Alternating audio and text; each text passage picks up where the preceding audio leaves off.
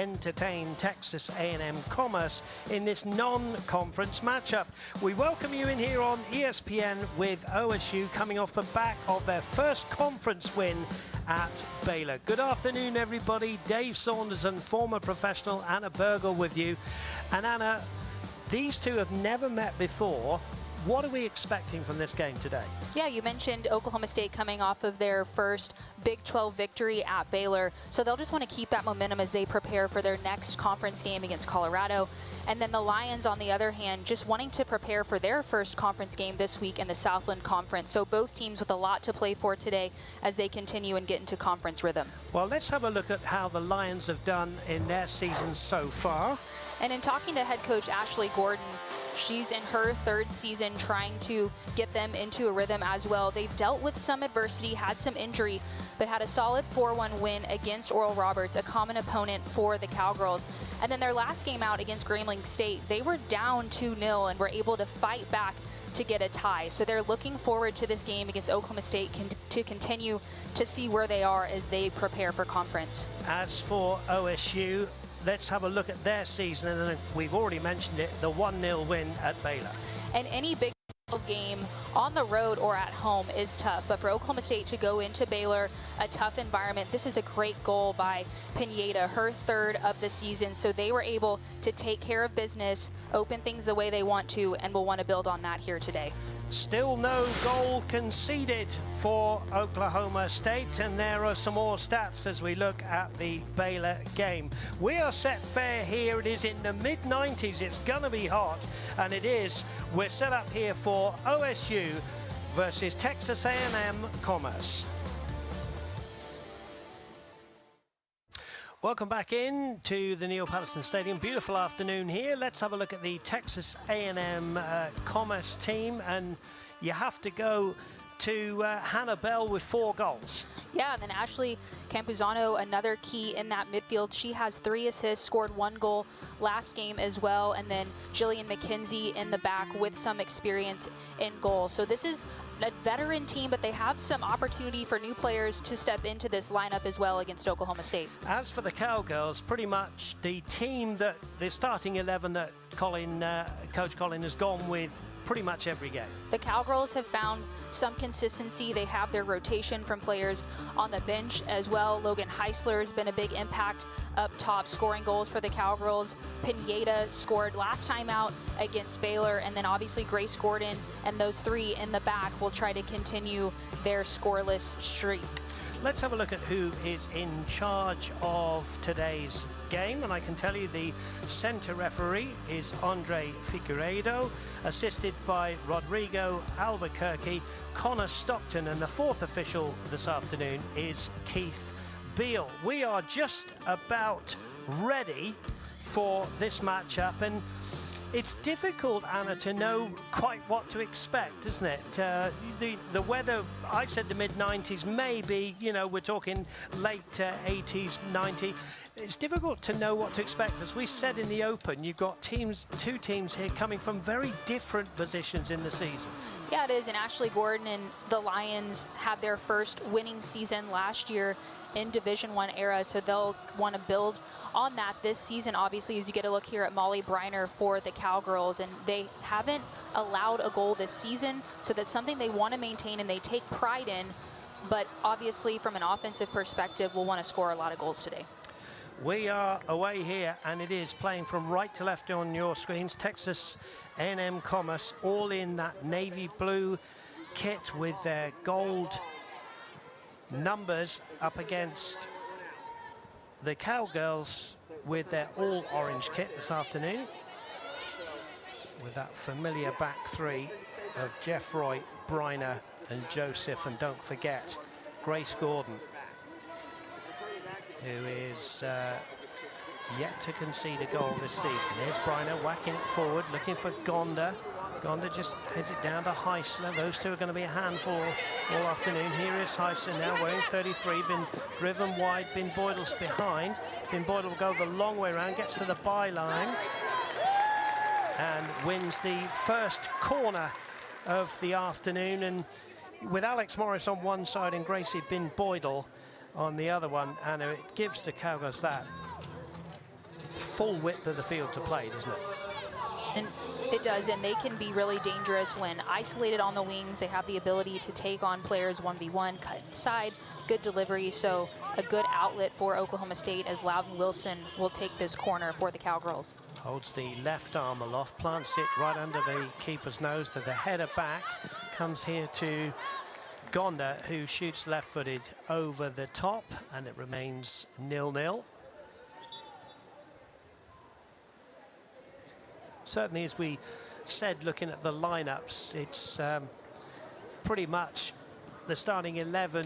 You know, you could argue that Kate Dreyer there, along Gillian McKenzie in goal there, 25 saves. She started all 8 games. As for the Cowgirls, it's pretty standard starting 11 now. You know, like I said, Kate Dreyer, sometimes with Chloe Wright, they switch positions, but it is a pretty solid starting 11 for Colin Carmichael. It is, and that's attributed to some of the early success that they've had in the season. They've garnered national attention, but a good takeaway here from the Lions is they're trying to catch the Cowgirls out of position. Still have the ball now in the midfield. Over the top, and that will go harmlessly through to Grace Gordon. Gordon immediately out to Gracie Bin-Boydle. Bin-Boydle and Alex Morris can switch wings if needed to be, but Bin-Boydle's running the full length of the field here. Now she's up against Vera. Still with the ball. Loudon Wilson gets it in there, and there's a header towards goal. It's cleared off the line. Well, the ball came in from Loudon Wilson. It took a weird sort of bounce, I would suggest, and Heisler there almost opening the scoring. Good heads-up play from Heisler. Bin-Boydle in the corner, able to keep this play alive, and then just the curl on that ball, but a great goal line save from Denning for the Lions to keep the scoreline 0-0. Alex Morris wide on the left-hand side. Logan Heisler with 4 goals and 1 assist, the top goal scorer. She is a handful, Anna Bergel, for any defence. She is, and when she's on, she's on. The 4 goals have come from 2 braces she's had in a game, so if she's not scoring, she's still working really hard, and that was one of the attributes that Coach Colin Carmichael mentioned about her that doesn't always show up on the stat sheet. Is she's just a tireless worker and helps Oklahoma State defend from the front. Well, and in a tight game like we saw in the game down at Baylor, you know, she's going to be very, very important because she might not always get the goal. Pineda got the goal, but as you say, she works hard. She takes defenders away. She's always working up there. Throw in down that left-hand side was from Mindy Shoffett. Here is Shoffett again, playing it in field to Ava Watts. Denning plays it forward, looking for the front line. Molly Briner just tidies up, as she often does. Texas A&M Commerce, Anna, respecting the opponents and just sitting in a little bit. Now they've got some defending to do. Here's Alex Morris. Morris will try to get a ball in, does get a ball in. There's a sliced clearance. And in the end, Denning, the second time of asking, clearing the danger. Good work from Morris. It is, and Morris, she has the ability to cut inside as well or put in some good delivery off the wing, but she's a veteran for the Cowgirls and can be very dangerous out on the wing. Is good defending here from Texas A&M Commerce as they try to build out of the back. Nobody up front at the moment, as just making the point before Alex Morris went down that left-hand side. They're going to sit in and make it difficult for the Cowgirls. Very compact at the moment. Here's Bin-Boydle. In fact, you could argue that the Cowgirls have had success and are down the 2 wings early on. It's going to be quite compact in the middle of the field. It is, and that's where the creativity will need to come into play, and we've alluded to, you know, players like Logan Heisler that can draw defenders out just with the runs off the ball, and that's going to be key for the Cowgirls when trying to break through this defense. And on the other side for the Lions, when they do get possession, and there have been moments where they've had spells, the idea is they're trying to get numbers forward. They'll just have to find a way to hold up play. Maybe that's Maya Mitchell up top, holding the ball for a few seconds to get more numbers around her in the attack. But Ashley Gordon, head coach, and her team, as we mentioned, coming off of a solid tie as they want to continue to build. They haven't had as much success in the win column this season for different reasons, whether that's players in and out, whether it's, you know, they schedule tough non-conference games for that very reason, to prepare themselves for these tough conference games in the Southland Conference. So a lot to play for Texas A&M Commerce here as well. Yeah, and the coach was saying that really she hasn't been able to put a full-strength team out so far this season. We'll come back to that comment in a moment, because here's Gonda just driven wide on the right-hand side up against the defender, gets it back to Bin Boydell. Bin Boydell back to Gonda, who stays onside. Good run from Bin Boydell now into the box, pulls it across the box, and there's a couple of defenders that clear the danger, only as far though as Kate Dreyer, and Dreyer will go back to the back line. Here's Pineda, who hasn't had too many touches of the football in the first 7 minutes. Of course, very important, playing in that number 10 role. Two number 10s really in Pineda and Wilson. Briner up from the back. Here's Gonda. Could try to slip the ball through to Bin Boydell, but that's good, tenacious defending from Marina Vera.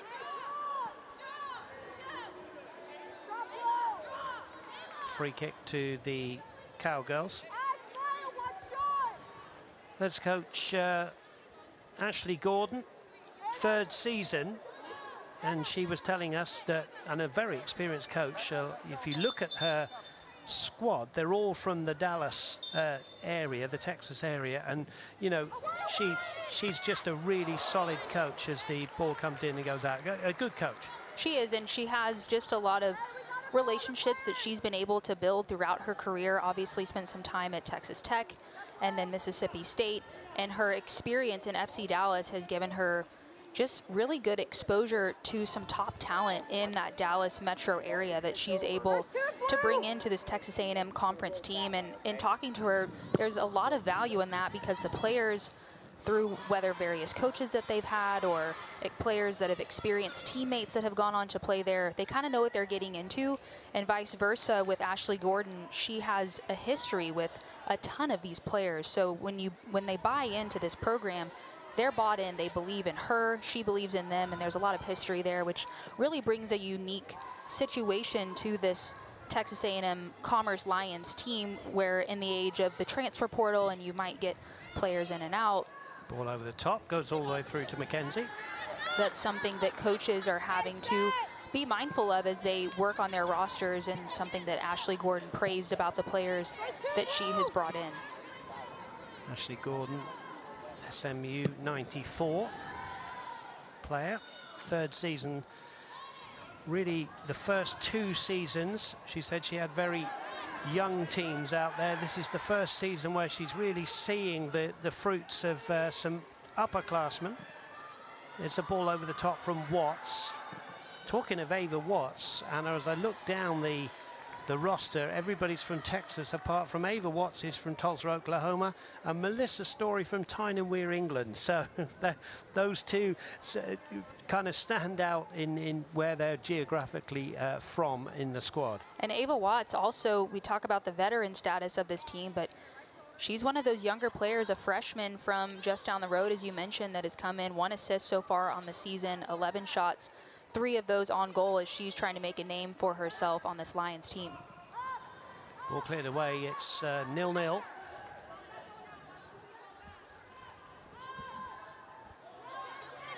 Sloane Denning with the ball here, gets it from the goalkeeper. Quickly in was Bin Boydell to shut down Marina Vera's space.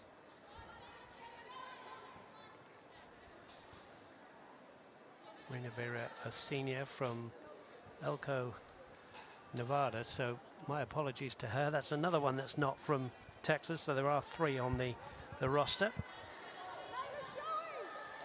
Game being played in very tight spaces. That was Ashley Campuzano, who you said, Anna, important player, got a goal in the Grambling State 2-2 draw.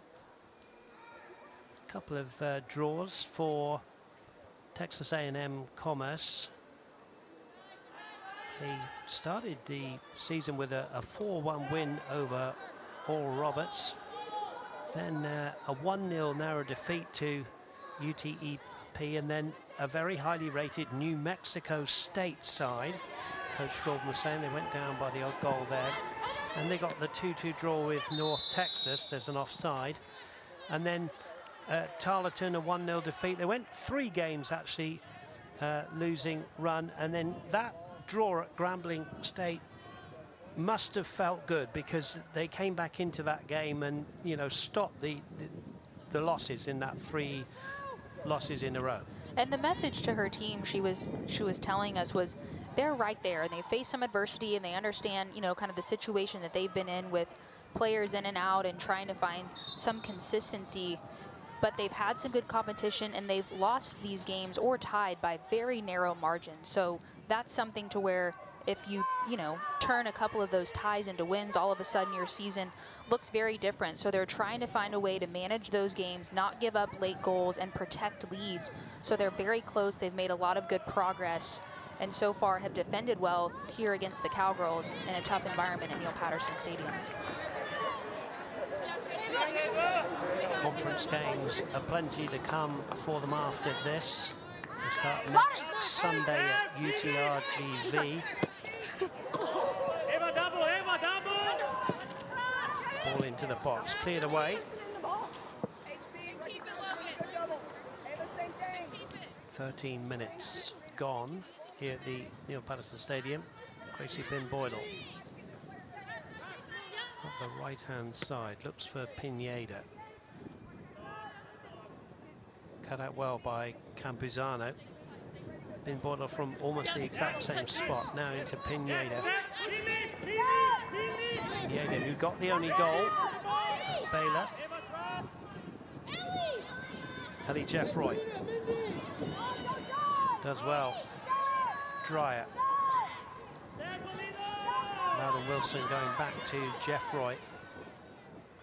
Finds Wilson again. Wilson between 2 here. Dangerous run up to the 18-yard line. Shoots!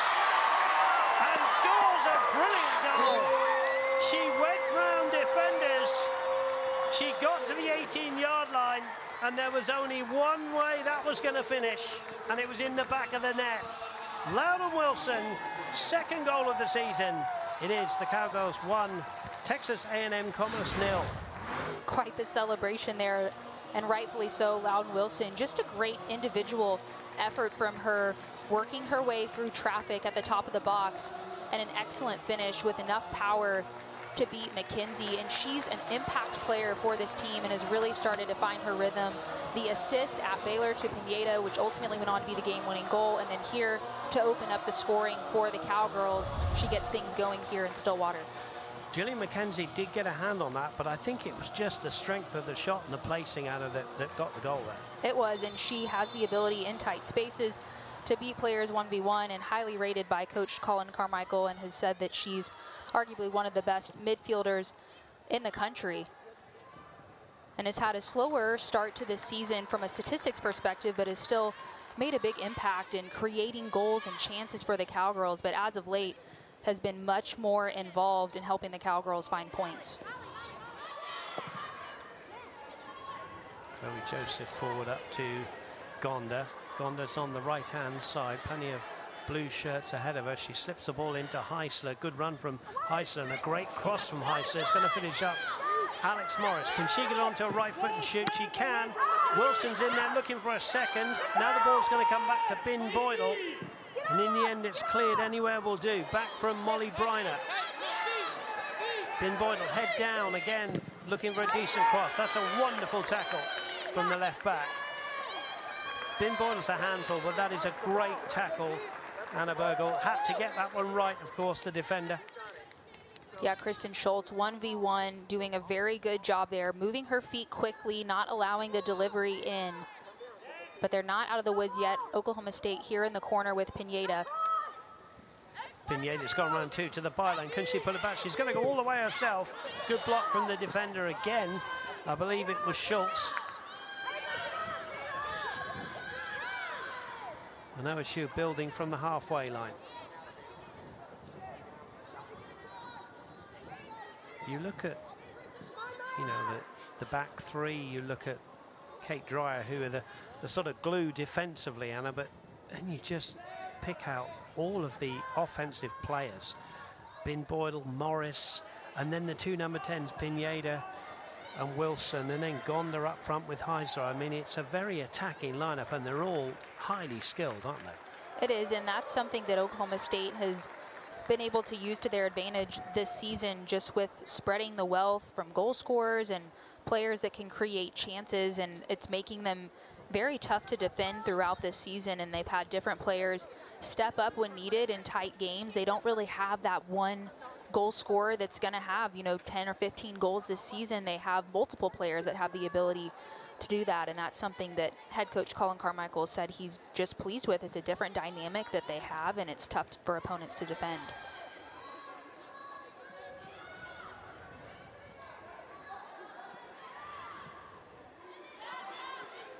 Good holding up play from Maya Mitchell here.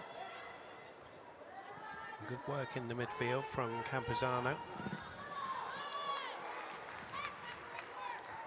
Pineda with the tackle. Throw in to Texas A&M Commerce.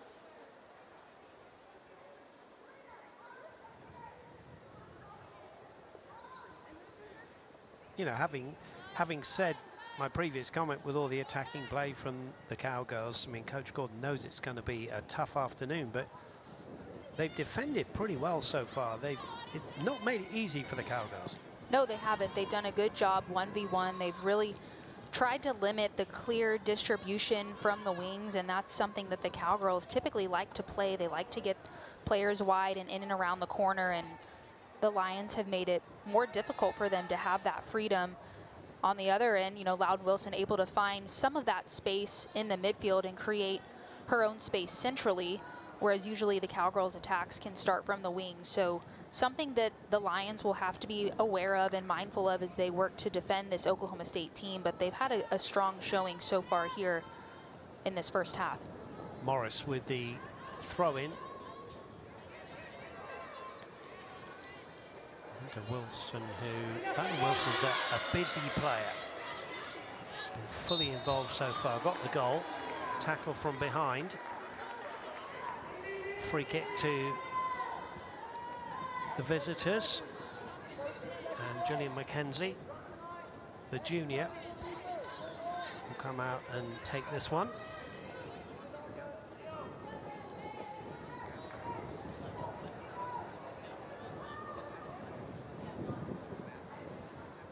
Hits it long. Briner was there. Briner's there again.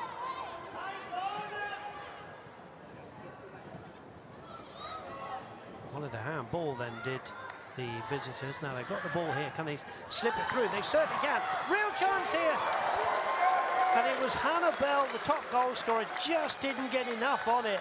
And in a game like this, by her own standards, Anna, she'll want this one back. Really good vision in the midfield. That ball, well weighted, allows Hannah Bell to get in behind. I believe that was Ava Watts there on the pass. Really good play from the Lions. Unfortunate they're not able to be clinical in that moment as a breakdown defensively for the Cowgirls, and they're fortunate that Hannah Bell was not able to finish. Yeah, she didn't quite get enough on that one, did she? But in games like this, you know, you want to take those chances if you can. They might not come as often as you like, but that gives them hope, because that was a beautiful through ball, and fairly easily Hannah Bell running onto that one. Here's Vera heading it inadvertently into Heisler. Heisler will shoot from a long way out, and that's a routine save for Gillian McKenzie. But going back to that opportunity, it was a fairly simple run to get in behind the back three, wasn't it, for Hannah Bell? Yeah, it was, and that's where, when you have the Cowgirl defense that's, you know, they haven't scored a goal this season, or let a goal in this season, but here you see a little bit of a breakdown and a good through ball, quick turn. Ava Watts able to get her head up in a really well-weighted pass that they're able to put together there. So a strong attack as they've been defending for most of this half, but when you have glimpses of that, it gives them more of that confidence going forward and urgency to get numbers up top. Ava Watts, just a freshman, as we said, from Charles Page High School there in Sand Springs, just up the 412. Bin Boydell, wide of the box, now goes infield, created some space. There's a tackle, there's a back heel, there's a shot, and it hits the defender. Logan Heisler opened things up really well there, but the defender got in the way and blocked the shot. Good defending from the visitors. Now a ball over the top, and it will go past Maya Mitchell. Good defending. You have to just throw your body in the way sometimes, Anna. You do, and that's exactly what this defense has done for the Lions, and great effort, not giving up on the play and making it difficult for the Cowgirls. Now a good chance. in the box here, out comes the keeper. Great goalkeeping, because when you get in behind the back line, you want your goalkeeper to be strong, and really good from Jillian McKenzie. Good anticipation as well on that play as the Cowgirls, good ball in behind from Loudon Wilson, an equally good run from Heisler, but tough angle. Either way, Jillian McKenzie, well defended there. She came out strong. Yeah, she's done well, and I go back to the goal. It was a beautiful hit from Loudon Wilson. She did even get a hand on that one, but just not able to keep it out. That gives us the current score of 1-0. Should say congratulations to Ellie Jeffroy, and got the Big 12 Defensive Player of the Week. Again, part of the clean sheet down at Baylor. Just a solid defender. We'll come back to Anna in a moment because Pineda's gone round the back here, but across comes the second defender. But you know, just part of that back three. You could really give them all that accolade, couldn't you? You know, every week really. Yeah, you could. She's a junior and she's been here for a while and has put some quality minutes in for this back line. And we've talked a lot about Molly Briner, who's right next to her there, number 9, but Ellie Jeffroy equally as crucial to this back line and getting some national attention. Here's the corner from Pineda from the left. Right into the danger area. Heisler's in there. There's a shot just wide. Heisler almost got the touch direct from the corner there. But again, you have to say Jillian McKenzie was a presence next to her. Let's have a look at this one, and a good corner into the near post. Great delivery in, and you see Heisler starting on the front post and then just popping off there. But McKenzie, great awareness, quick reaction there. Kate Dreyer with the little poke shot just wide of the target. And Jillian McKenzie, as you see there, has had to make 3 saves so far in this game. Did allow the goal, but Oklahoma State with 11 shots, and she's been busy in this first half. Morris wanting more. Slides the ball into the box. Again, it's scooped away only as far as Pineda. Morris loves to run at defenders. Will go to the byline, gets around the defender, got a little trip into the area. Easy finish for Heisler. That is all about Alex Morris's persistence. Beautiful assist. Heisler's 5th of the season. It is the Cowgirls 2, Texas A&M Commerce 0. And Alex Morris has always been so threatening on the wings, and she does a great job. Just the change of pace there. She's going to ground, but sees the run in from Heisler, pulls that ball back to the top of the 6. Perfect, picks Heisler out, and Heisler is not going to miss from there.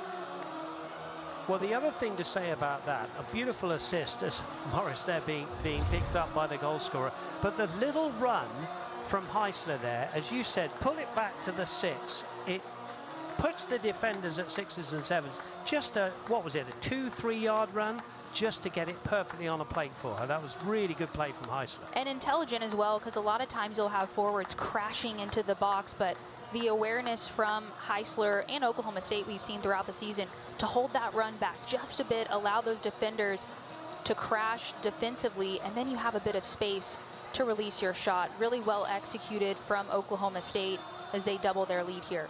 Heisler's 5th of the season. Played in every game. Pineda. Kate Dreyer, who sits in front of that back 3.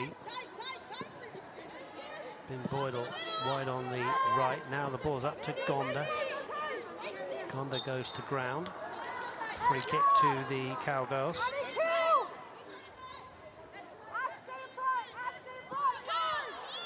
Now Been Boydell, as they are quickly underway. Tries to go round the defender. But that's good play from Marina Vera, who gets the call, actually. I think everybody was surprised. Anyway, we look over to the bench and we see that the Cowgirls are going to make some substitutions. Nicole Ray, Chloe Wright coming on, Reagan Morris,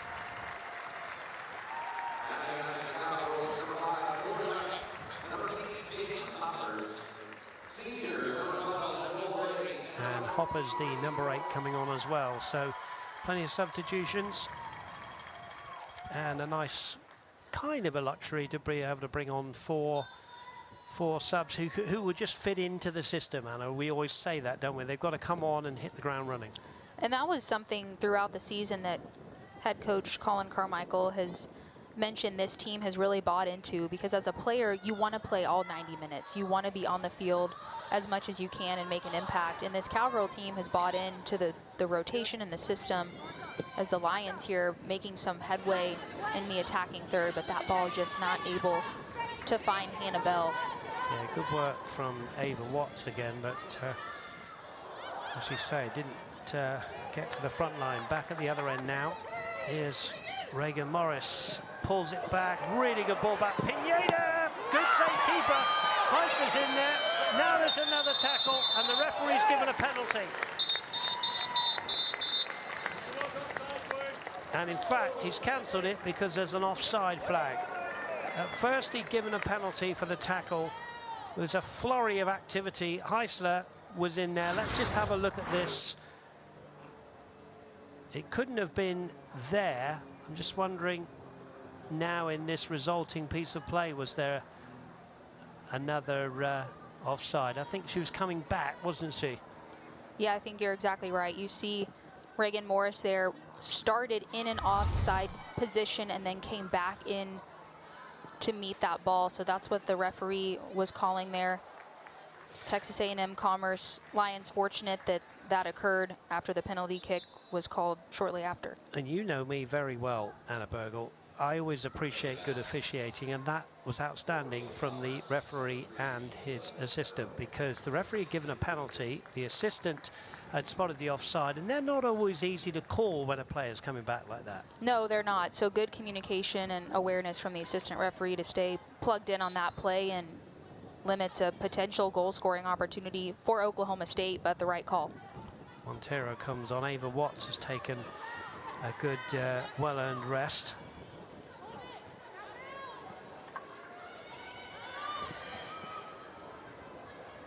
Hayley Griffin has come on as well, wearing 17.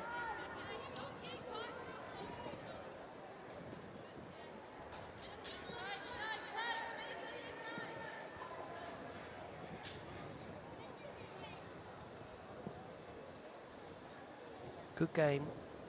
17.5 minutes or so minutes left in this first half. The Cowgirls 2-0 up. Throw in for Texas A&M Commerce with Marina Vera right on halfway.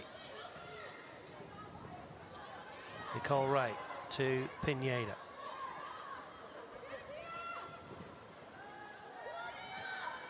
Alex Morris, who worked really hard for that assist, tries to find her sister Reagan here, but some good defending from Trinity Edgerton, who's got a handful out there, the right back.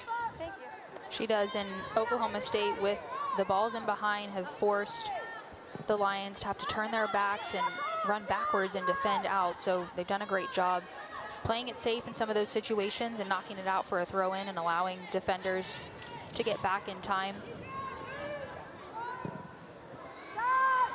Chloe Wright has come on, the number 5. Her and Kate Dreyer share that position, both solid players in front of the back three. Here is the aforementioned Wright. Briner.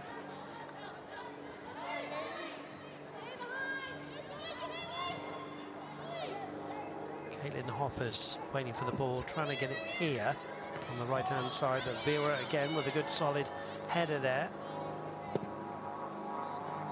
Haley Griffin clears.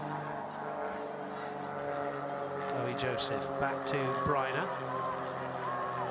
Beautiful afternoon here at the Neil Patterson Stadium, here on ESPN Plus in this non-conference game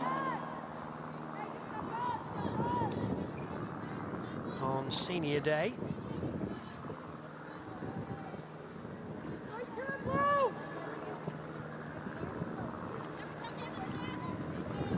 Gillian McKenzie punts the ball down the middle of the field. There's a header from right. Vera gets control of the ball. Good run here. Slips the ball out to the left-hand side, looking for Hannah Bell, who hadn't quite run onto that one. Hoppers plays the ball infield to right. Cowgirls not afraid to start from the very back here with Molly Bryner. Ellie Jeffroy. Cut out well. Maya Mitchell wide on the right, slips the ball in here to Chuck On. It's going to be a throw-in. And a good response from Texas A&M Commerce here. They've gone down, you know, with that second goal, and it's sometimes your heads can go down, but far from it with them. They've kept going here. No, they've had a great response and continue to defend hard and try to get numbers going forward. And again, they had a great opportunity early on in this game with Hannah Bell, who's been outstanding for them so far this season. So that's given them some, you know, encouragement going forward that, yes, this Cowgirl defense is really strong, but they're not unbreakable, and they've been able to find ways to get in behind, and something that they'll just have to continue getting numbers in going forward, which is tough in transition. So that's out for a goal kick. 14 minutes left in the first half. If you take a look there at Grace Gordon. Another substitution for the visitors. Addie Higgins comes on, senior from Dallas, Texas. Heisler gets a well-earned rest. Jeffroy too, and Alex Morris.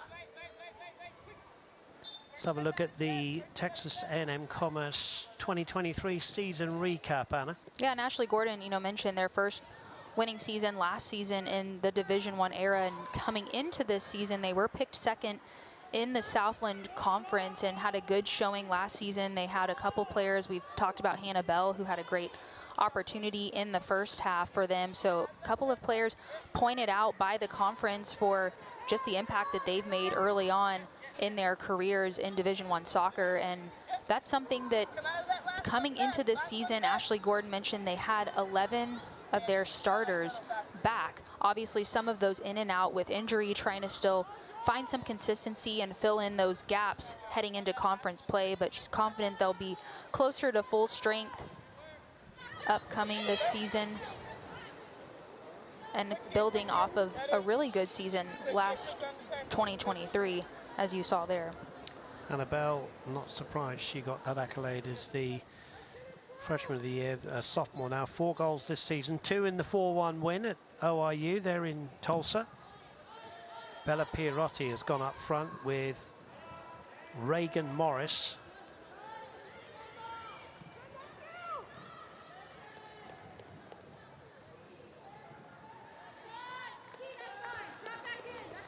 (2-0) the score. As we say, on a beautiful afternoon, and credit the visitors here who've kept going 2-0 down and building again.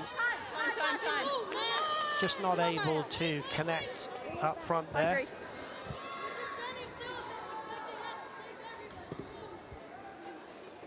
Alison Roberts has come on at the back. Pineda. Here is Roberts. So we often say this, but Molly Bryner shifts to the left, and Alison Roberts fills in the middle of the three. And Addison Roberts is more of a true center back and has logged some really important minutes. And it's a wonderful ball from Pineda, but good defending because Pirotti was staring down there, trying to get a shot on frame, but that was good defending. It was great vision from Pineda, well-weighted pass. But the way that the Lions were able to read that play and time it, we'll get a look here on the replay. Pirotti thought she had just snuck in behind, but Marina Vera, we've said her name a lot in this first half. She's been all over the place defensively for the Lions and does a great job to break up that play. Yeah, I've been very impressed with the senior Vera. She's had her work cut out on that right-hand side against the likes of Bin Boydell and now Hoppers. Defended really well on that last play as well.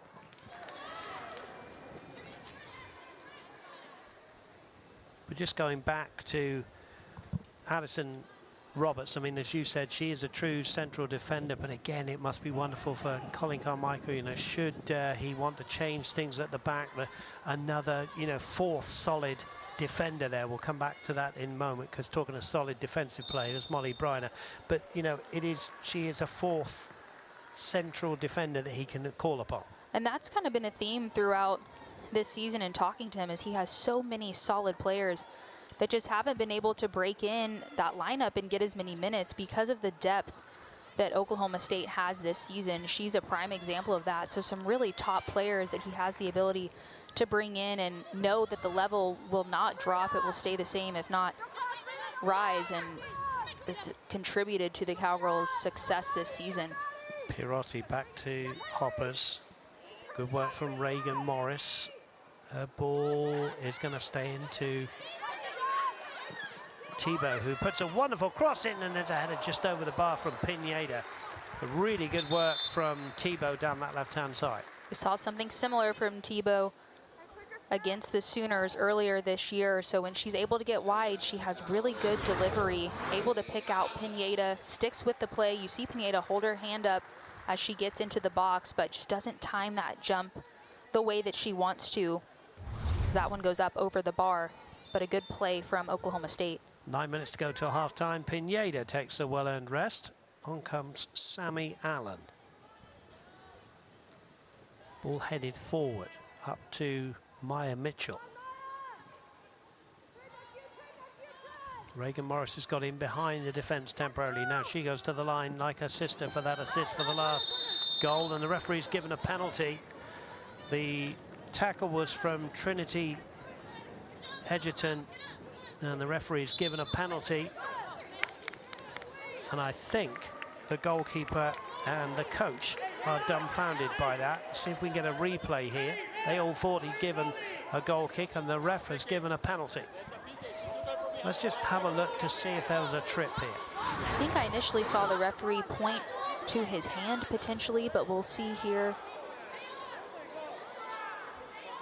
A strong challenge coming in, but I'd be interested to see the referee's initial reaction. That's a tough call, tough break for Texas A&M Commerce. It was a strong tackle, but I'm not sure. I'd probably have a similar reaction as a player. Molly Briner has scored this season, has the responsibility from the spot here, comes up, hits it right-footed. Keeper got a hand to it, but Briner scores. And with 8 minutes to go till half-time, it is the Cowgirls 3, Texas A&M Commerce 0. Let's have a look at the foul again. So leading up to that play, you see Reagan Morris trying to get on the outside there. I don't know, that's a tough call. Either way, Molly Briner with a chance here, steps up, scores her second of the season for the Cowgirls, extending their lead to 3 on the afternoon. And Molly Briner, who we've talked about her defensive impact she's made on the Cowgirls, scored a goal earlier this season with her head, but able to execute here on the penalty kick with her second. As you see the staff from Texas A&M Commerce Lions just wanting to understand more from that call. But nonetheless, play resumes here. Cowgirls up 3-0. I think what you would say is they got unlucky with the call there. you know, we've seen them given, we've seen them not given. But I'm just wondering whether there was enough contact there. The referee was right there and he pointed straight to the spot. So he was absolutely sure that it was a penalty. Molly Briner did the rest. Bit of a wry smile from Molly Briner, by the way, Anna Bergel, that she didn't quite hit that as she wanted to. And the keeper did get a good hand on it. Yeah, she did. Jillian McKenzie almost able to punch that one away. But just the power behind the initial shot was enough for that to go in, as Oklahoma State here with possession. Renata Vargas, the junior, has come on wearing 9. Important phase of the game here, 3-0 down. Texas A&M Commerce, a little bit unlucky they will feel with that decision. You've got to get your head round the next few minutes and get on with the game, haven't you? Yeah, the response from Texas A&M Commerce will be important. I mean, they were down 2-0 in their last game against Grambling State and were able to fight back and get the tie. This is a different battle going down 3-0. But they had success last game. They can draw from that experience here. And still 7 or so minutes left in this first half and a lot left to be played in the second. Goal kick. Jillian McKenzie, who's certainly got one hand to 2 of the 3 goals. The penalty, she got a hand on there. The first goal scored by Loudon Wilson, she got a hand on. Maybe not the second one, but she's performed very well for her team. Header forward by Sammy Allen. Thibault. Thibault ball into the box. Pirotti turns, gets a shot, but it goes through to Jillian McKenzie. Just again, talking about the depth and the strength of the squad of the Cowgirls, you've got someone like Taryn Thibault who comes on and, you know, I talked to you about Addison Roberts being a 4th defender back there, but Thibault can come on and do equally as well on the left wing as the likes of Morris and Ben Boydell. I mean, it really is a strong squad, and there's kind of a replacement player, Anna, in every single position on the field. There is, and we've seen throughout the season for Oklahoma State that they've started off games strong, but they've continued to build and grow into these games because of the depth that they have. They can keep the energy high, the pace high, and it's really boded them well late in these tighter games where they have fresher legs. They have players that can come in and keep the level the way it is and raise it and bring that intensity, because those players coming off the bench, they want to be regular starters. So they're trying to prove themselves, and that's where it's just tough as a coach when you have so many talented players trying to get them all on the field, but it's a good problem to have. Montero just laying that one into the path of Pirotti. Pirotti now striding forward. Took maybe the wrong option. Easy to say from up here, Anna. You wanted the ball played to the left-hand side there. There were 2 orange-shirted players. Here's Chloe Wright just slowing things down. And don't forget this girl Hoppers as well, who can come in on the right-hand side, a la Thibault on the left. So, as I say, there's cover in every single position. Pirotti's been held there. In fact, the referee's gone the other way there. Good defending again from Marina Vera. As I've often said, going back to the Bedlam game, the only goal of the game scored by Bella Pirotti.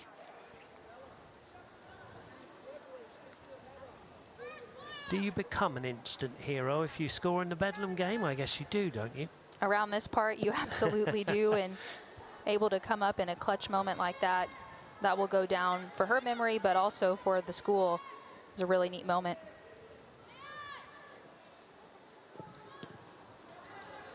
Throw in right on halfway for the Cowgirls with just under 4 minutes to go.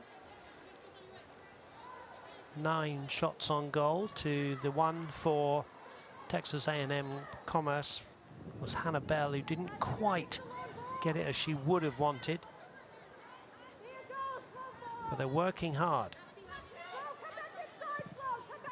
It's the ball into the box, out comes the goalkeeper, read that really well, Gillian McKenzie. Been very impressed with McKenzie. Not surprised that she started all 8 games so far.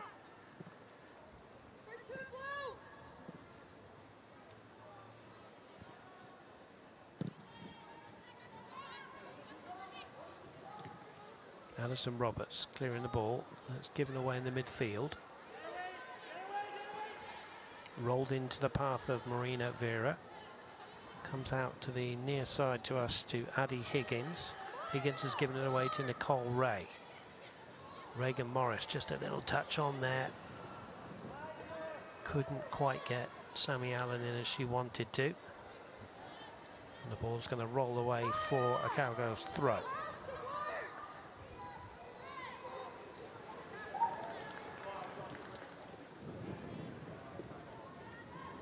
Alison Roberts just rolling the ball out to Molly Briner. Briner, scorer of the 3rd goal from the penalty spot.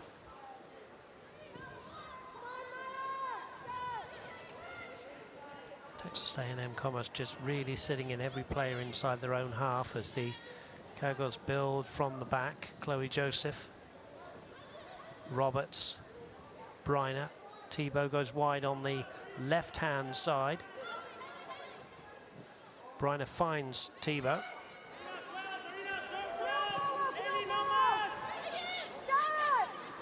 Cowgirls switching the play. Nicole Ray could hit one. Dinks the ball into the box. What a beautiful ball from Ray. What a fantastic save. But it's scrambled in by Pierotti. Lots to say about that. Beautiful ball through. Good save from the goalkeeper. But Pierotti's there to score the 4th. It's the Cowgirls 4, Texas A&M Commerce 0. Really good build-up play from Oklahoma State, but it starts with an outstanding ball from Nicole Ray. We'll see here the ball played in the midfield. Nicole Ray's touch a little bit heavy there initially, but she's able to get around, and you see just the weight of that pass in behind the initial shot, and then Pierotti doing some cleanup work as good forwards do. And Oklahoma State able to add to their tally here at Neil Patterson Stadium off of a good team goal. And Pierotti scoring from almost the exact same spot that she scored in the Bedlam game. Yeah, her 2nd of the season. And she's been one that Colin Carmichael mentioned would like to get her more minutes. She's done a great job in training consistently, getting on the board here. Reagan Morris just taking a wide touch there. That's good goalkeeping again from Gillian McKenzie, who kept her eye on the ball. Foils the danger. Just over a minute to go.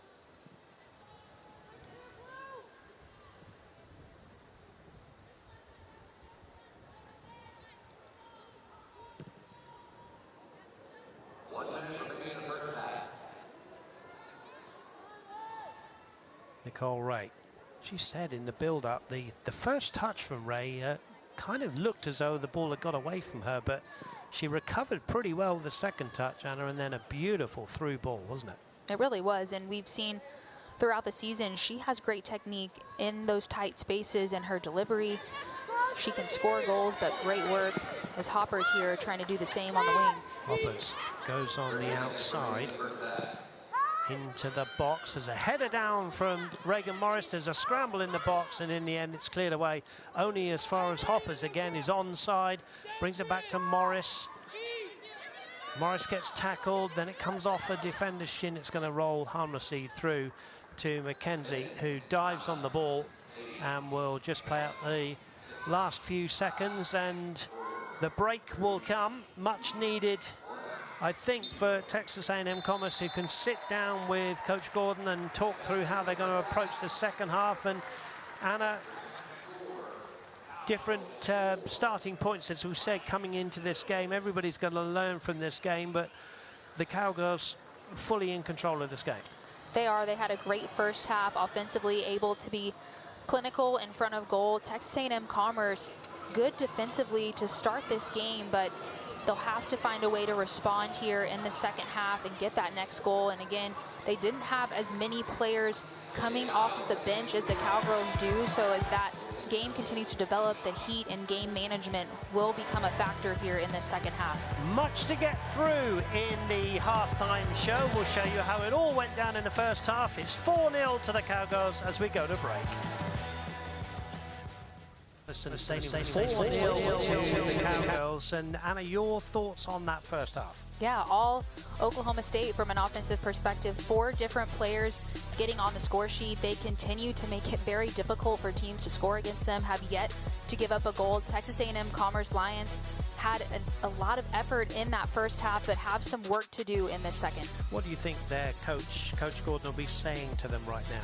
They had a few opportunities. Hannah Bell able to get in behind the defense, but just not able to execute in front of goal. And I think they've seen that they have the ability to get in behind this Oklahoma State defense. So now it's the time, take more risks going forward, try to get some numbers in the attack and see if they can find that next goal. And with respect to the game being played in front of him, Colin Carmichael could probably use a few girls that maybe don't get minutes. Yeah, it could be an opportunity for them, but they still want to protect and preserve this lead. But this is an opportunity where we've talked about the depth that Oklahoma State has, so they'll want to manage this game, keep players' legs fresh, and hopefully see this game out. Beautiful afternoon here at the Neil Patterson Stadium. And as we know, college athletics is an ever-changing landscape with things like the transfer portal and NIL continuing to shape every sport. Cowgirl head coach Colin Carmichael talked about these challenges on his radio show, as well as some standout players this season as his team make their way. Are being celebrated here for the Cowgirls as they lead this one by 4-0, and 8 pretty good seniors right there, Anna Bergel. Yeah, this Oklahoma State team has some really experienced and talented veterans on it. We've talked about a few of these players. Molly Briner, Kate Dreyer have had some significant minutes. We've seen players, Alex Morris, Nicole Ray, but really throughout this group, I mean, talk about the depth of Oklahoma State and just on and off the field. This is a well-rounded group, and Colin Carmichael had nothing but great things to say about all of these players. So congrats as well to Grace Gordon, who transferred in from Seton Hall, found her home here in Stillwater. Mackenzie Graham, Trinity Piccolo from close over in the Oklahoma City area, found her home in Stillwater as well. And then JD Gutierrez Campos. So a really well-rounded group of seniors, and congrats to all of them being honored today. Yeah, congrats to them. And talking of talented, what about this back line here? Still yet to concede a goal. And that's really an unbelievable stat. Oklahoma State, only one of 2 teams to still have the ability to say that, and it's because of these 3. Ellie Jeffroy, Molly Briner, Chloe Joseph have all logged so many minutes at an exceptionally high level, and they take a lot of pride in that. They haven't conceded, obviously, up to this point. Obviously, in the game of soccer, that point will likely come at some point in the season, but the leadership that these players have, the consistency that they bring to this Oklahoma State team, it helps them have the confidence to go forward and score goals and know that these players in behind them can recover, and just a really strong asset for this Cowgirl team. And Anna, as we look forward to the second half, those girls will be desperate, as will the goalkeepers who feature for the Cowgirls, to keep that clean sheet and be thoroughly professional. And you can pretty much see that Colin Carmichael has gone back to the starting 11, I think, with the exception of Addison Roberts. So they'll be keen to be thoroughly professional and obviously see through this second half. Definitely. They don't want to take their foot off the gas. They want to keep things tidy defensively, and that's something that talking to Coach Colin Carmichael mentioned coming into this game. This is business as usual. They want to continue to build on that tough win that they were able to get at Baylor on the road as they look ahead towards Colorado, but focused on the game at hand and want to make sure that his Cowgirl team are doing all the little things right, have all the details, players getting quality minutes, and also just managing the legs as well. I mean, you saw earlier the defensive 3 have logged so many minutes, and that's something that now as we get into season, and you mentioned Addison Roberts stepping in, this Oklahoma State team has the ability to rotate and keep the level high and keep the foot on the gas with that, as those players coming off of the bench want to give Coach Colin Carmichael a reason to make a tough decision when it comes to the starters. We're just about ready for the second half, and it is pretty much the starting 11, apart from we've got a senior being celebrated in goal, Anna Bergel. Yeah, JD Gutierrez Campos coming in. She has made an appearance earlier this season, but this is an opportunity for her here to start this second half. As the Cowgirls all in orange play from right to left on your screens. Thanks for joining us here. Dave Saunders, Anna Bergel, Big 12 Soccer on ESPN Plus from the wonderful Neil Patterson Stadium. With the Cowgirls totally in control of this game, but they want to not give anything away, and they're going forward looking for a fifth. Alex Morris, in her 5th year in a Cowgirls shirt, just gets tackled well on the edge of the box, and away comes Chacon.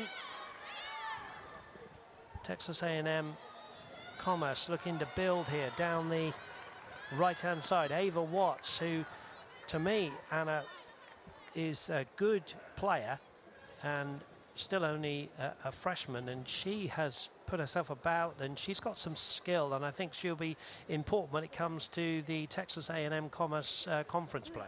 She will, and you mentioned such a young player, but has shown a lot of poise here in a tough game against the Cowgirls. And earlier in that first half, she had a great through ball in behind that led to one of their best opportunities, and she's going to be really the future of this program and has had a good performance here today.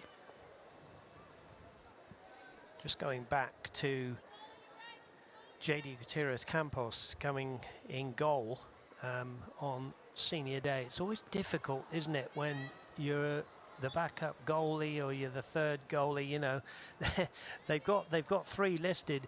When you're behind Grace Gordon, who's a fantastic goalkeeper, you have to take these minutes when you can. It's always difficult being that goalkeeper, isn't it? It is, and I think something that's a testament to this Cowgirl program is they've historically had multiple good keepers, as most programs want, but if you're a goalkeeper, selfishly, you want to find, you know, those minutes, but it's a neat opportunity where day in, day out, they have a good relationship with other keepers. Justin Elkington, the assistant coach for Oklahoma State, typically works with the goalkeepers, and it creates a good environment when you have those second and third string keepers that can equally step in and make a difference, and it raises the level in practice, and that's exactly what you want, because that ultimately comes out on the field with whomever is playing, because you have to keep playing at a high level to keep your starting spot. So these backup keepers and players that come off the bench, so important to what happens on the field, and sometimes that doesn't always get as recognized as it should. And they have to fit in, as I always say, with the system. Heisler looking for 6 on the season. Great ball. Morris, early ball into the box. Oh, what a wonderful goal, and Gonda will be delighted. She worked so hard up top, and she won't get much better service than that from Alex Morris. Another assist. Gonda with the Cowgirls' 5th. And there is real daylight between the two teams.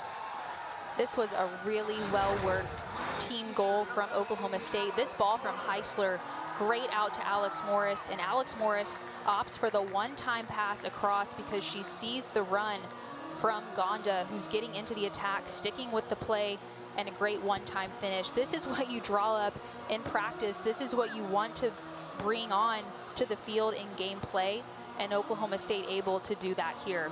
Great goal from Oklahoma State, and Gonda with her 2nd of the season. Adelia Gonda, 2nd of the season, you should say, the sophomore from Houston, Texas. 5-0. And great celebrations when she scored that. But you're right, it was a through ball to Morris. It was Morris with the low ball in, and Gonda still had a lot to do, Anna. The ball was slightly behind her, but she managed to twist and turn and just get a good left-footed shot on that, and nothing again for Gillian McKenzie to be able to do to keep that one out. There is McKenzie. Clears up towards the front line, and Ava Mitchell, unfortunately, is, Maya Mitchell is offside.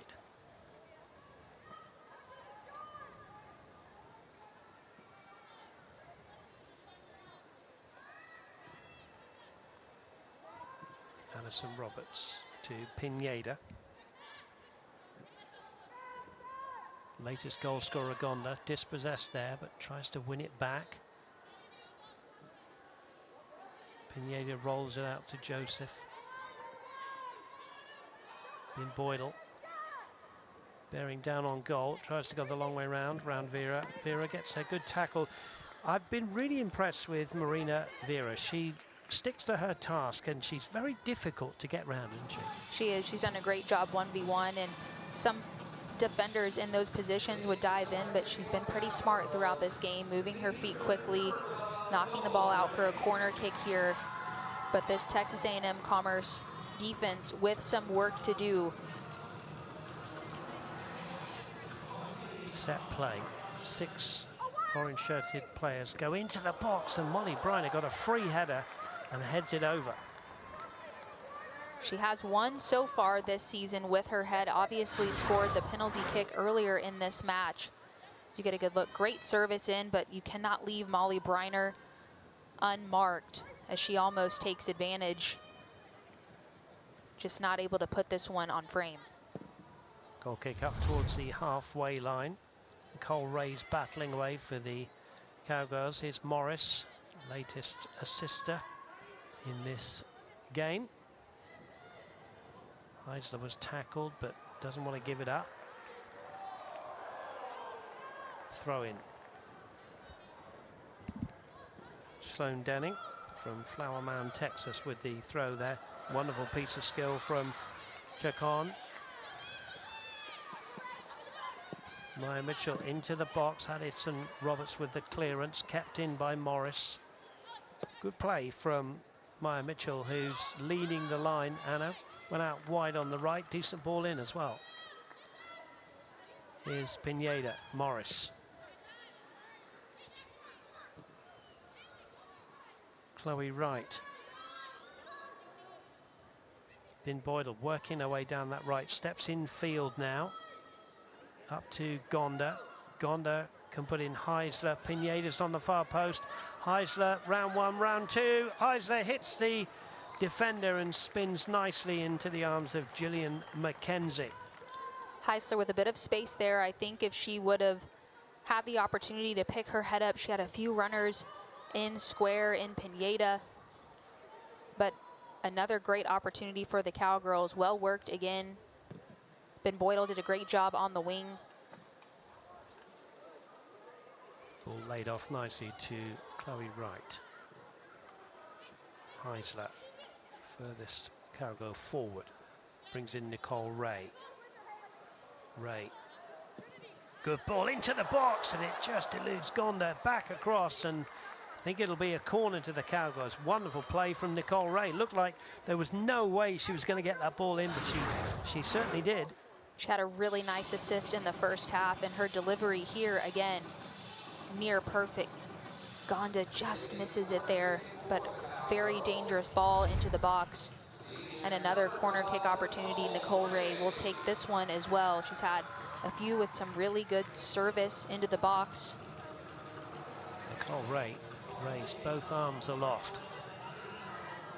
Another worked corner from the Cowgirls. Left-footed ball from Ray into the box as a header away. Bin Boydell snapshot.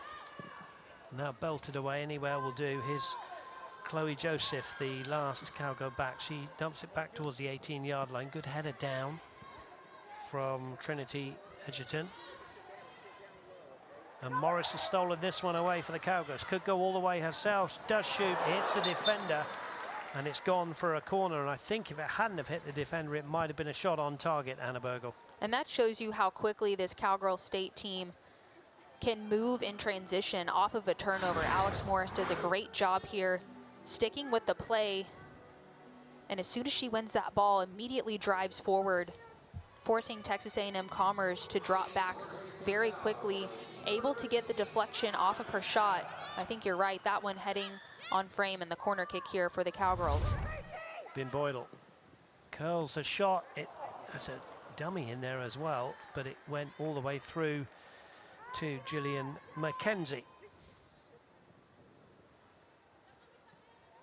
I always think you've got to feel a bit sorry for a goalkeeper that's on the wrong side of a 5-0, and there was a wonderful moment at the end of the first half where Coach Gordon went to the goalkeeper and gave her a really big hug. Here's Mitchell. Mitchell hits the defender, and that's wonderful goalkeeping from JD Gutierrez Campos. He'll be pleased to get that save, but credit the Texas A&M Commerce Mitchell up front to create that opportunity. Anna. Yeah, it was really good. Great ball in, and then behind Mitchell had some work to do, and it's a tough angle, and that one might have been sneaking in near post. But JD Gutierrez Campos had it covered, and a great save from her. Just back to my point, Coach Gordon gave Jillian McKenzie a really big hug as she came off the field in that first half. You know, she'd let four goals in, and as I say, I think with the exception of one, she got a hand on everything, and I think it was the coach saying, I really appreciate your efforts. Here's Nicole Ray into the area. It's going to go all the way across to Bin Boydell, who can keep the attacking going here up against Vera, who again will not let anything go past her. But just back to my point, you know, Jillian McKenzie can stand up and say she's really done her best in this game. She has, and it doesn't always happen to where some of the work that she's done shows up on the score sheet. Obviously, people focus on the 5 goals, which as they should, that's the difference in this game. But Jillian McKenzie has been put to work, and she's had a few really outstanding saves, and that's something as a coach, Ashley Gordon, you want to just continue to encourage your players in that moment. And this Texas A&M Commerce team has continued to fight despite the scoreline here.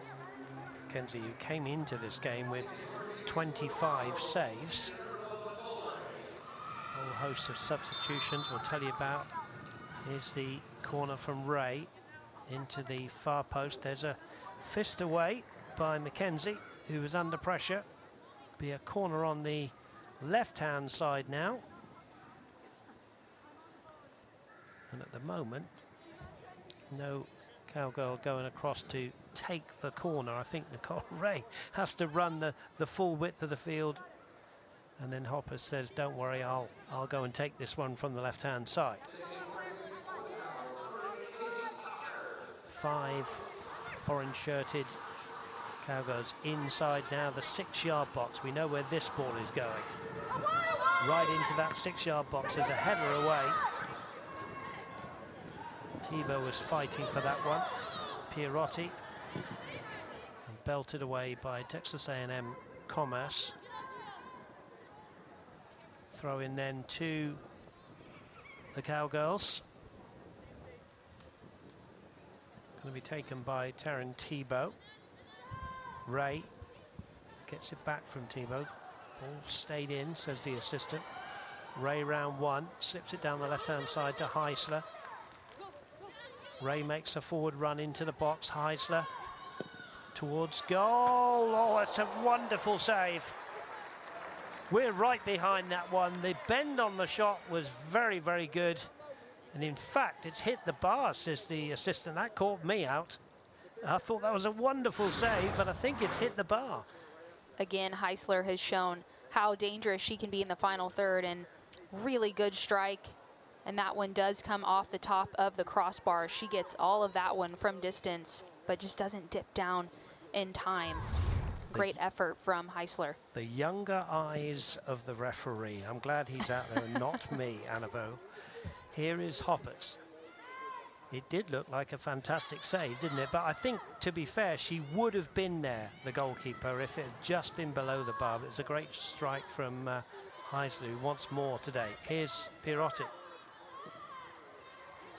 Good ball to Hoppers. Hoppers now towards the byline. Across goes Vera, and in fact, it came off Hoppers.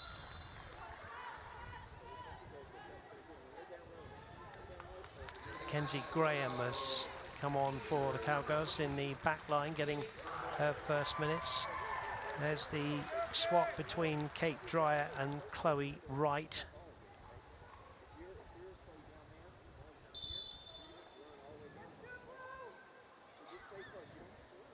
Jillian McKenzie for Texas A&M Commerce. Headed back by Ray. Ball driven down the right-hand side.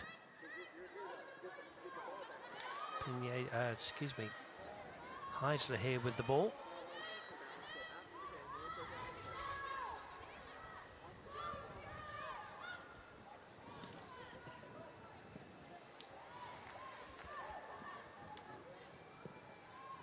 Mackenzie Graham there, wearing 22. The senior is Pirotti. Good turn from Pirotti. Now Thibault's waiting for the ball down the left and gets it now. Thibault will go to the line, pulls it back. Good defending from the visitors. Dreyer lays it off here for Mackenzie Graham. Pirotti. Thibault again onto that trusty left foot. Ball into the near post, and Heisler didn't get enough on it, and it goes away. Really nice ball into the box.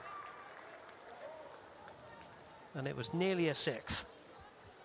It was a great ball. We've seen Thibault again with some excellent delivery on the wings throughout this season, and Heisler just not able to connect with that one. A good front post run.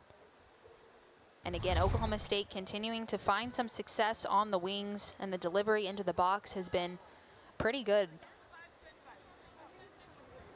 Never easy when it's coming across you like that, especially if you are a right footer and it comes to your left.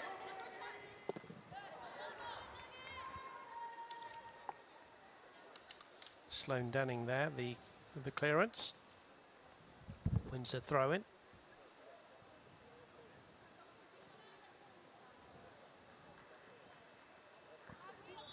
That one came off Ava Watts, and it will be a throw-in now as we see the introduction of Trinity Picklow, another senior being honoured today, one of the 8.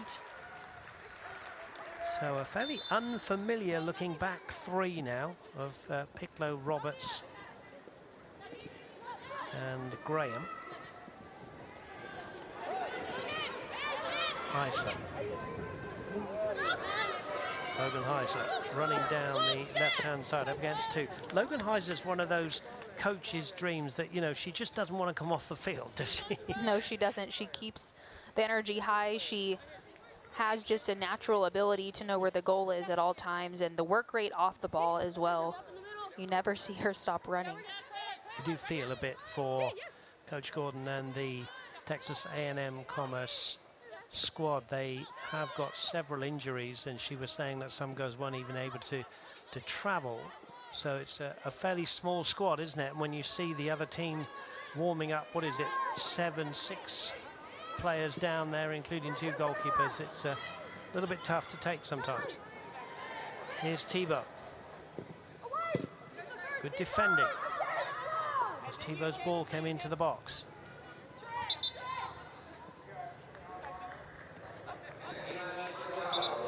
So we're going to see Morbury Williams, Sammy Allen, and Aubrey Wagner coming onto the field. Off comes Nicole Ray. Gonda, who got her goal, and Logan Heisler, who does high-five the coach, but as we said, she's one of those that just wants to play every minute on the field. Thibault puts it in towards the 18-yard line.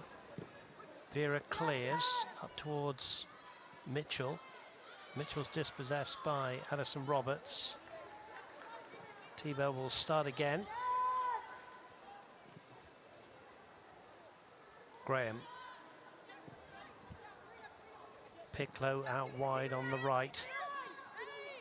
Morbury Williams gets involved. Now Hoppers. Hoppers gets round the defender. Into the box. Good defending again. Doesn't let the ball get into the danger area. Dreyer out to the right-hand side. Hoppers is onside. Hoppers left-footed, curls it. And it's going to go harmlessly through for a goal kick. And I say again, lots of substitutions, Anna, but every player knows the system, has to come in and play with the system. And this is an opportunity for these players, again, to just continue to build their resume with Oklahoma State as far as making a case to Colin Carmichael as to why they need more minutes on the field. And that's the kind of culture that he wants. He wants it to be competitive day in and day out, and a good opportunity here with some fresh faces. The run towards goal, again, that's good goalkeeping. Aubrey Wagner was the furthest cow go forward there. The front two are Morbury Williams and Aubrey Wagner.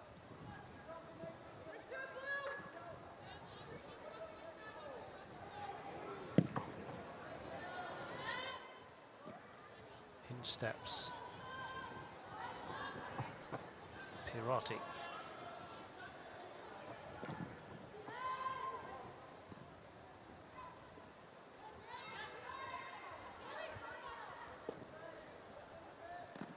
Ball forward. Roberts gets something on that, but Texas A&M have the ball with Ava Watts.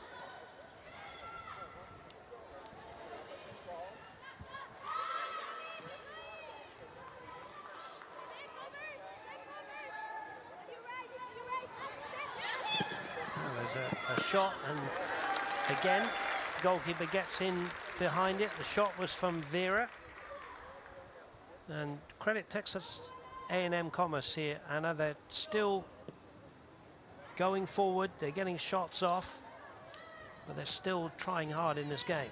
Yeah, trying to get numbers forward. They were held really to only one shot in the first half on goal, and they've now have 3 shots on goal as they're trying to just get more numbers forward. It's tough against this Oklahoma State defense that, again, has not given up a goal this season, as they're trying to preserve a clean sheet here.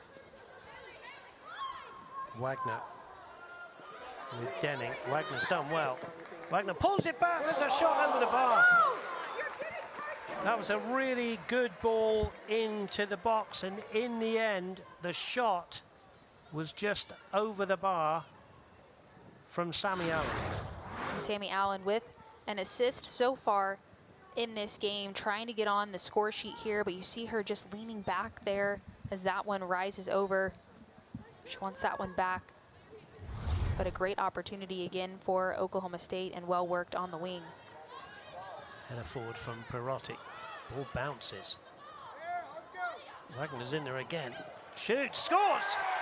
That's a wonderful goal from Aubrey Wagner. She just pounced on it and in a left-footed shot over the keeper. Cowgirls have a 6th. It's the Cowgirls 6, Texas A&M Commerce 0. And Aubrey Wagner, one of those freshmen that Coach Colin Carmichael has talked about that can make a difference, and she comes in here with her first goal of the season, as we'll get another look at that replay. The initial bounce, and she's able to pounce on it, and you said it, Dave. Jillian McKenzie comes out, and she's able to just chip that one up over into the far post. A great goal as she comes in, trying to vie for more minutes, and she's doing a great job here by getting on the score sheet. First of the season for Aubrey Wagner.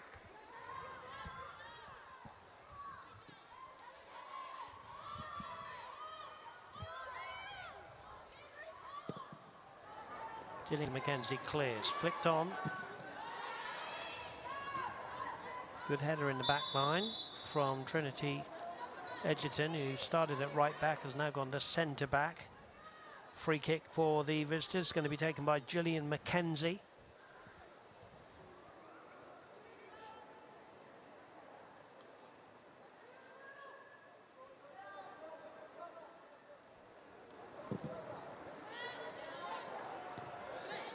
Good header forward by Tebow.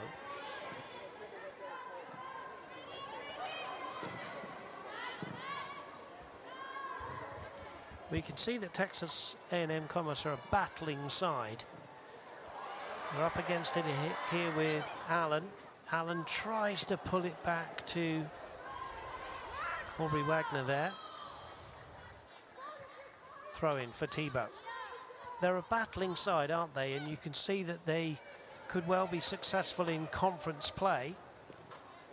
They always knew it was going to be tough today, and with a slightly depleted squad as well. But, you know, they're a battling side, aren't they? They are, and Ashley Gordon mentioned that part of their strategy, they want to play the best. They want to put themselves in a position where they can see where they stand against competition heading into Southland Conference play, as we get a look here at their upcoming schedule. So starting very soon, UTRGV will be their first opponent in conference play. Then they'll play at home against Stephen F. Austin, and again Southeastern, A&M Corpus Christi, and then at Nichols. So a tough schedule for them, but they feel like they prepare themselves with some stiff competition in non-conference play. Well, and Coach Gordon was telling us that you know, they needed this game. They were looking forward to it. They needed it. And then they knew it was going to be tough. They battled away. They conceded some very fine goals from the Cowgirls today. And here they are on the attack again with the free kick to be taken by Edgerton. Line pushed up to the 18-yard line.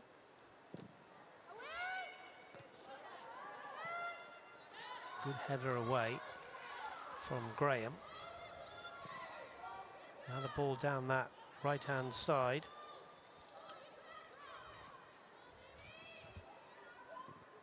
Maubrey Williams was down there. Trinity Picklow is back there as well, helping out. Hoppers will switch to play and bring in the senior, Mackenzie Graham. Graham with a slightly loose ball there as the ball goes away for a throw-in, and we're going to see 3 more substitutes coming on. Katie Jones, Kinney Wilson for the Cowgirls. Also Mindy Shoffett, who started the game, will go back into the centre of defence. Ava Watts takes a well-earned rest. And also coming back on for the visitors, Renata Vargas. This is a strong run from Aubrey Wagner. Wagner's got Allen in the box, tries to get it to Allen. Will Allen get there? She will, but she just puts it wide. And again, good goalkeeping just to put Sammy Allen off there as she struck the shot. Great play on the left side. Again, Aubrey Wagner, the freshman, has done a great job working the wing. Tries to just chip that one wide for the run from Sammy Allen, but Jillian McKenzie did a great job applying pressure on that far post, had it covered, and Sammy Allen's shot has to go wide. Kate Wilson also came on for the Cowgirls. The freshman from Tulsa went to Jinx High School. Here she is in action here, battling for the ball. Cowgirls with the throw-in. The aforementioned Wilson with it. Easily finds Allen.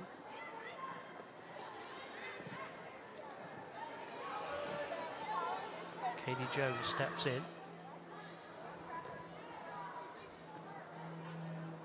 Chuck on with the tackle there, wearing 7 for Texas A&M Commerce. Just under 19 minutes to go. I think both teams, Anna, whatever the outcome of this game, will learn things about each other. You look at your teammates, don't you, when you're in the Texas A&M Commerce camp. You know, you look at who is going to go in there, roll the sleeves up and fight. And as for the Cowgirls, you've said that Colin Carmichael will be looking at some of these girls that don't get as many minutes and saying, can they come on and do a job in conference play? There's a lot of takeaways here for both teams, as you alluded to, and Texas A&M Commerce, again, trying to get to full strength, but they've continued to apply themselves to this game. Great effort throughout the match. Jillian McKenzie has had to make a ton of saves throughout this game. They've defended hard, and they've had moments in the attacking third as well. And the Cowgirls, on the other end of things, obviously came out from an offensive perspective and done what they wanted to do. They wanted to get some more players on the score sheet, continue to build that confidence as they head into a tough matchup against Colorado at home. Will be their second Big 12 regular season game. And the competitive nature of this Oklahoma State team as players get more minutes. And the girls, as you've seen on some of the sidelines, they're excited for players. I mean, every player on the team, whether they play during the games or not, puts in the same amount of work off the field to prepare for games. So it's a neat moment when those players can get quality minutes and make good contributions to the games. Foul by Montero on Sammy Allen. So free kick for the Cowgirls, going to be taken by Pierotti. Picklow.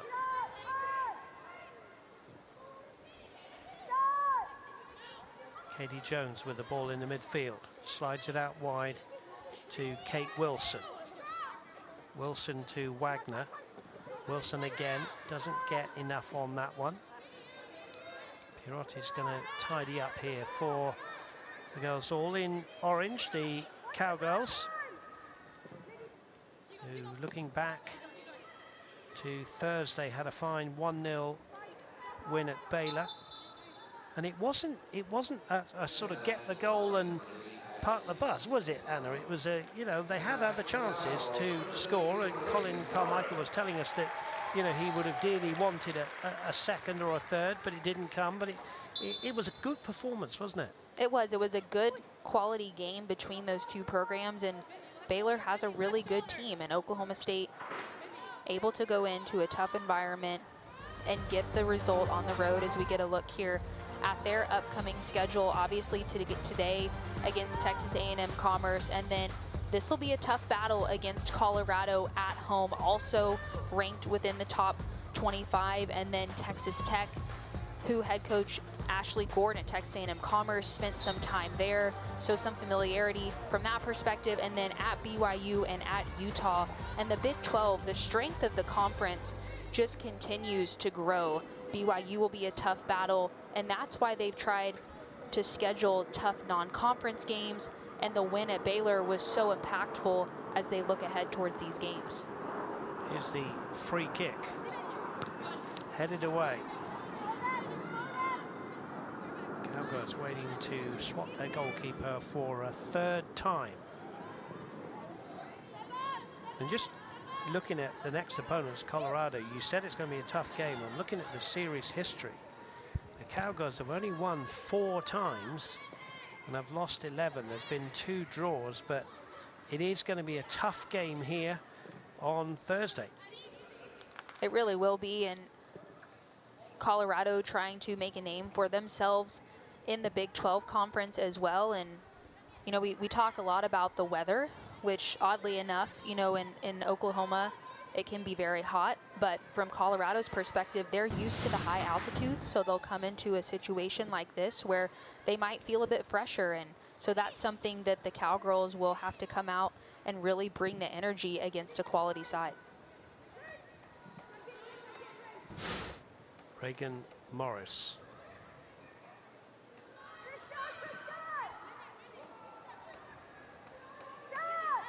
Morris will try one. It hits the defender.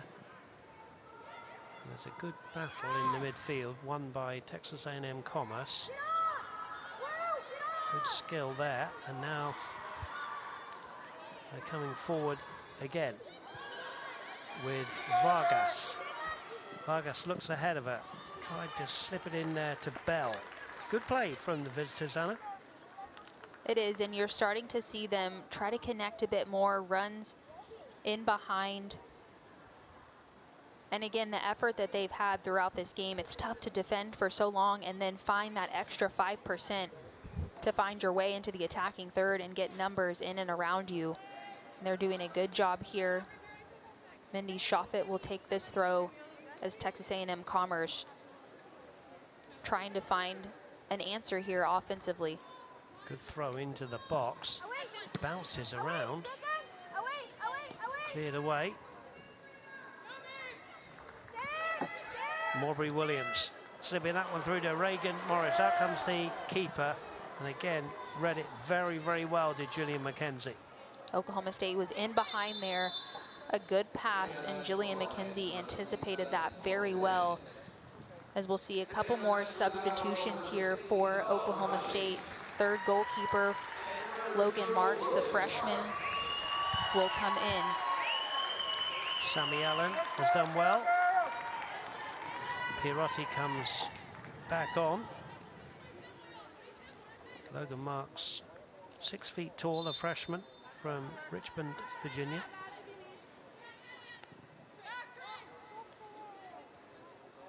And credit JD Gutierrez Campos making that save, Anna. She'll be pleased to have got that one under her belt. And you just never know with injury, suspension, you just never know when you're going to be called upon. Right, it's important, and it's important that goalkeeper is one of those positions that's tough because you don't make changes often. Once you have your system, you don't want to change anything up. So oftentimes it's tough to get minutes for those that don't start games, and great opportunity for Oklahoma State here to get 3 different goalies in and get some quality minutes. And from a morale perspective, if they're able to hang on to this clean sheet, to have 3 different goalkeepers contribute to that. Just thinking back to the personalities of the best goalkeepers that I've played with, and you play the game at pro level. Are the best goalkeepers the ones that, you know, shout at you when you're doing something wrong and never stop talking? You know, they're always seeing the game from behind you. We'll just come back to that, because here's a wonderful through ball for Marbury Williams. Slipped it in, Morris. Great save, goalkeeper. That is a wonderful save from Mackenzie. She might have been beaten 6 times, but that's really good. Point-blank save, diving bravely at the feet of Reagan Morris. It was brave goalkeeping, and again, well-worked play from Oklahoma State. In behind is Williams, the freshman, causing all sorts of problems, and a good service into the box. But you said it, Mackenzie's had some outstanding saves throughout this game, and we'll get another look here at the replay and build up. Great ball in initially. Wilson gets things going. Reagan Morris tries to finish it up. And Jillian McKenzie knew she was going to have some contact there. Did a really good job. So come on then, back to your goalkeepers that you've played with in the past without mentioning names. You know, are they the ones that sort of encourage you, shout at you? They read the game so well, they never stop talking. I know the game changes all the time, but are your best goalkeepers, were they like that? I mean, the good goalkeepers I've played with have the personality to do that job well. They're demanding, but you respect it, and they would back it up with the saves that they would make. And they have a unique position where they can see the entire field, and the communication that they have is so important. And that was definitely a theme throughout my career of some of the good goalkeepers that I've seen. You never had to do goalkeeping duties, did you, when there were injuries? Well, with me being 5'2", that was last on the list of options. Ball slipped through again. It's going to go all the way through. Can they get a decent ball into the box? Looking for 7. Pull back. And the referee said that the ball had gone over the white line. It will be a goal kick. And we're going to see the introduction or reintroduction of Maya Mitchell, a red-shirted sophomore from Dallas, Texas, coming back in. And there's a few instances throughout this Texas A&M Commerce team, Maya Mitchell, one of them, were battled with injuries and have come back on, which is really tough to do when you have an injury that keeps you out for an extended period of time. Just shows a lot of grit, and that was something that Ashley Gordon mentioned this team has. As you get a look here at Ashley Campuzano, another player, you see the knee brace. She was out last season with an ACL tear and has come back. So faced a lot of adversity, and it says a lot, and just the mental toughness of this Texas A&M Commerce team. And Maya Mitchell wearing 14. As you take a look at Ava Watts, who's a good freshman to reintroduce. Of course, Maya has a twin, Naya Mitchell, who's not with the squad today. So Coach Gordon was telling us that they are up against it with injuries, but hopefully all of those girls will be back. Wish them speedy recovery as they come forward again. Looking for Maya Mitchell. I talked to you about the life of a goalkeeper as you look at Marks, who is the 3rd goalkeeper to feature for the Cowgirls, but also the life of the lone striker is something in the modern game, isn't it? Used to always be 2 up top, and I think Maya Mitchell's a good player. She's quick, and it's not easy to be up there on your own against 3 defenders at times. No, it's not. You're in a position where you try to hold up play and kind of buy time and allow other players to advance up the field and join in the attack. And Mitchell has absolutely had her work cut out for her, but has made some good runs in behind and kept this Cowgirl defense busy.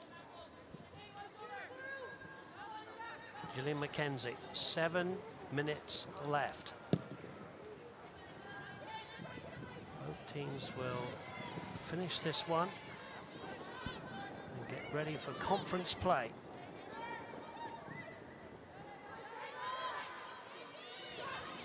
The Cowgirls will have the quicker turnaround, of course, here on Thursday against Colorado.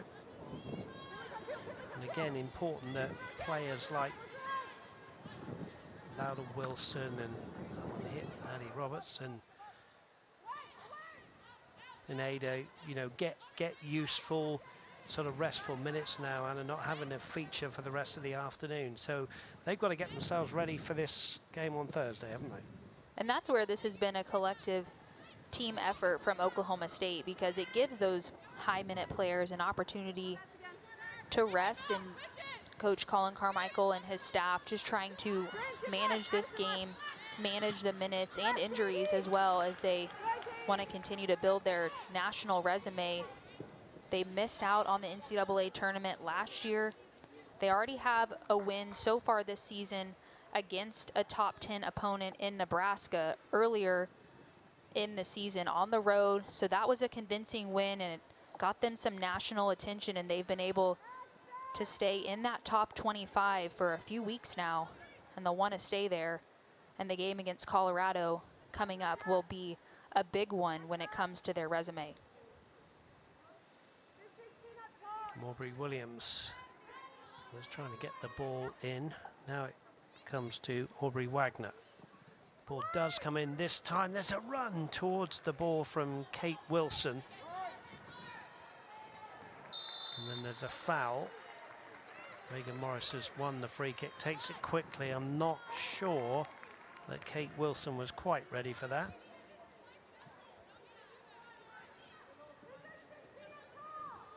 Pirotti could strike one, does strike one, doesn't get the angle right at all, goes away for a goal kick, and there's 5 minutes left in this one. Reintroduction of Camila Montero. Off comes Renata Vargas. And Camila Montero, she was one of those players, Dave, that Ashley Gordon mentioned, who is really the voice of their team. This is only her second game back. She had been battling with injury as well, an All-American at the JUCO level, and really took the initiative to reach out to head coach Ashley Gordon and find her way into Division I soccer, and has never looked back. And so some really neat stories on this team about just the resiliency and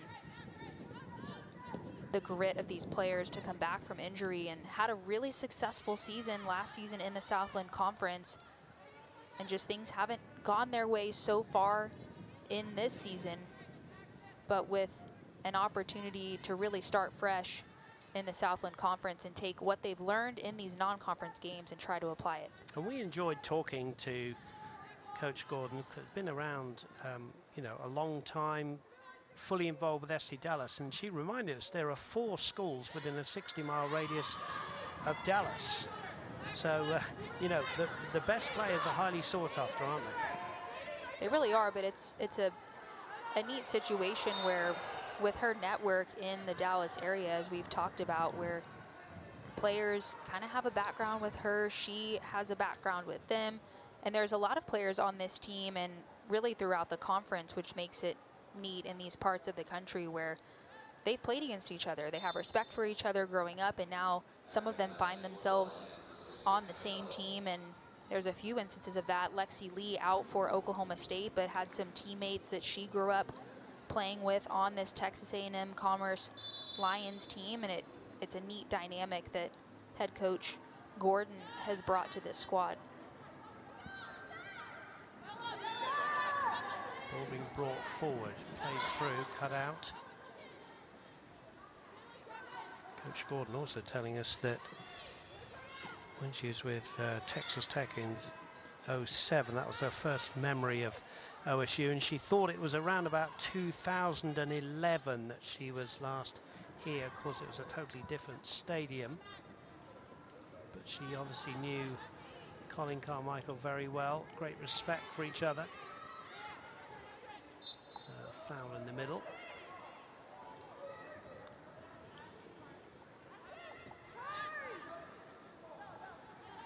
Pirotti in the dying embers of this game gets a 1-2. Slips it through here to Morbury Williams, blocked. Pirotti still has the ball. Goes out to Reagan Morris. Morris round one, goes to the byline, wins a corner. Sloane Deading with the defending there. Could be one of the last chances.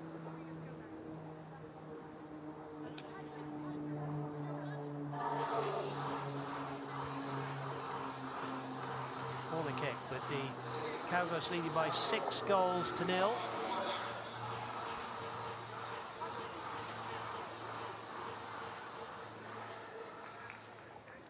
From the left-hand side into the danger area. Ball's flicked on and away, and in the end the goalkeeper, Gillian McKenzie, has the ball in her hands.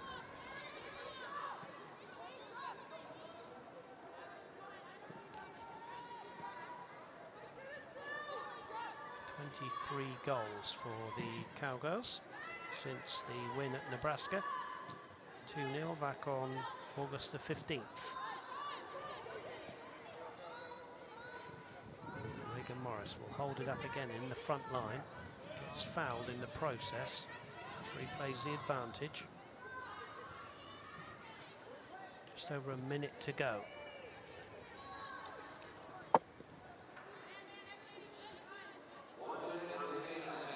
Katie Jones wearing 7, up to Morris wearing 17. She tries to slip the ball in here to Morbury Williams. It's away. It's going to be a throw-in on the far side. 45 seconds left in this one. Morbury Williams into the area. Blocked by Vera. Pirotti.